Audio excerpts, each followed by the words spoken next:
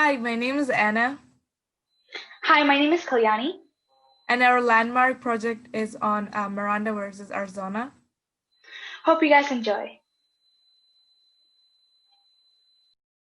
Now, this case revolves around a man called Ernesto Miranda and a woman known as Patricia McGee. Please note that this is not her real name. Now, what really happened? Well, on March 2, 1963, in Phoenix, Arizona, Ernesto Miranda kidnapped and raped Patricia McKee as she was on her way home from work. In the police station, she accused Miranda to be the culprit from a lineup. He was then arrested immediately without being informed of his rights. Oh, you know, the things the police say when they arrest someone. You have the right to remain silent. Anything you say can and will be used against you in the court of law.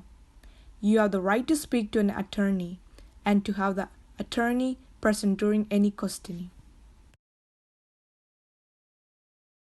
So anyways, Miranda was taken to an interrogation room and questioned for more than 3 hours before signing a written confession for committing the crime.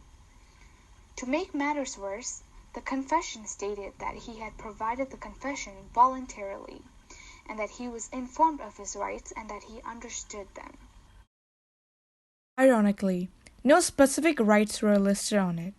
Later in Arizona court, the decision was greatly set upon, affecting the overall decision and sentencing him to 20 to 30 years in prison. Now, his lawyer found this decision to be unfair due to the fact that the confession was greatly depended on for the sentence, despite his rights not being informed. The lawyer proceeded to appeal the case for him, which was first rejected by Arizona Supreme Court as they did not believe that the confession was forced. With the help of the lawyers and the American Civil Liberties Union, they were able to appeal to the U.S. Supreme Court. Later, the rights that Miranda brought to light from his case became known as the Miranda rights. With the Supreme Court ruling of 5-4, the court decided to not use the written confession as evidence for the retrial. So, what rights were violated?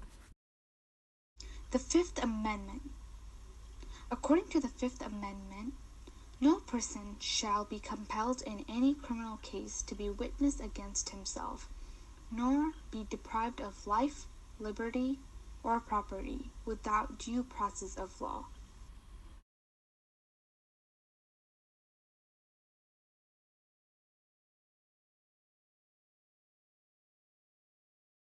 One interesting fact was testified that Miranda's wife is the one that actually caused him to lose the retrial as he had confessed to her for his misdeed.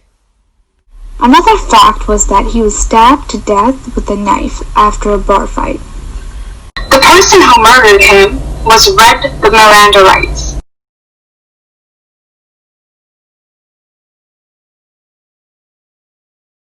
One thing I found particularly interesting was that, in addition to the kidnap and rape of Maki, he was also a convicted armed robber.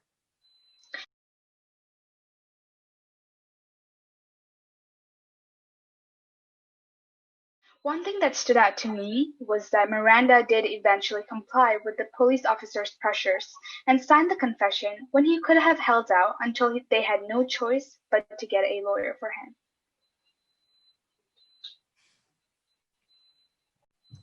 Thank you so much for listening to our presentation of Miranda versus Arizona. Hope you guys enjoyed it and hope you guys learned something new. Bye bye!